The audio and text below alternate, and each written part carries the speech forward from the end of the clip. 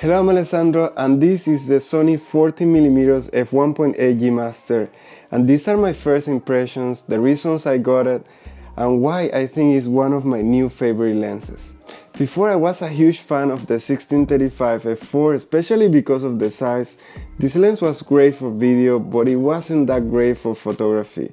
It was good for landscape, but maybe not as good for street photography, for maybe some kind of photography where you need a bit of faster aperture and more sharpness. And this lens wasn't that sharp, especially at f4, f5, or those kind of aperture ranges. So and then I saw this lens, I saw some reviews, and then I decided to get it, and I have to say this lens is incredible.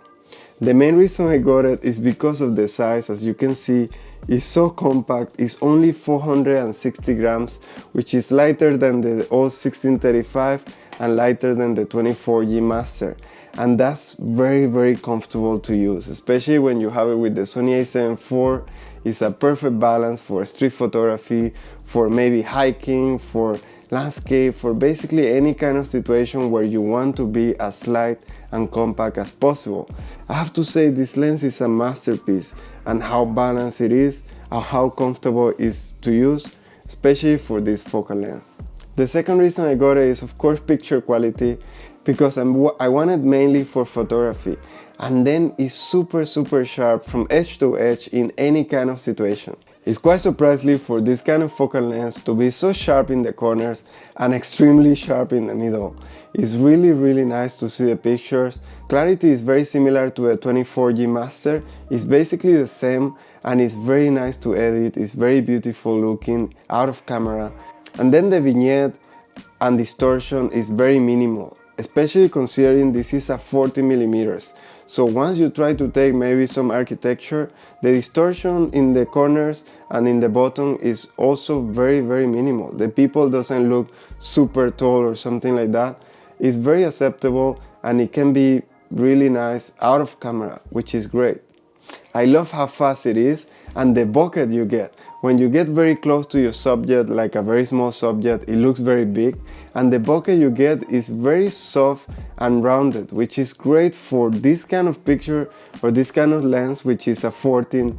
You are not expected to get any bokeh because you normally all the stuff are in focus, but you can still do if you get to some creative situations. I mean, like holding a cell phone or maybe a small product in front of you, you can see how the background just disappears, and it's just a very nice bokeh. And then the chromatic aberration, I just couldn't find it in my pictures. It was very minimal, just as the 24G Master. So I have to say it's a very high quality lens for photography. The next reason I got this lens is of course the video quality. It's a G Master, the autofocus is super precise and smooth. And well, the feeling you get is incredible. It always very good quality as any G Master. But one of the main reasons in video, of course, is vlogging.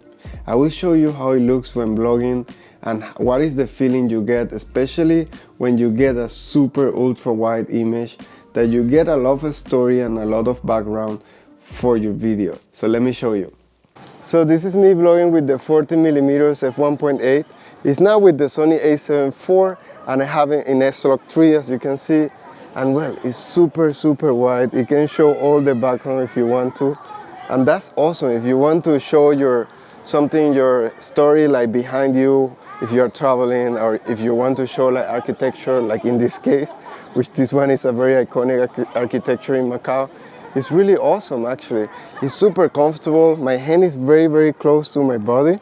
It's just like maybe 30 cm or something like that, and it still feels really good. It's way better than using the 20mm, and if you really want to use 20mm, you use the Super 35 and you got it. But it's really nice, as you can see. It feels comfortable. It's always tracking my eye with the eye autofocus, and it feels really nice actually. So as you could see, the lens is great for vlogging, especially because of the size. And I have to mention one more thing, and that's the build quality.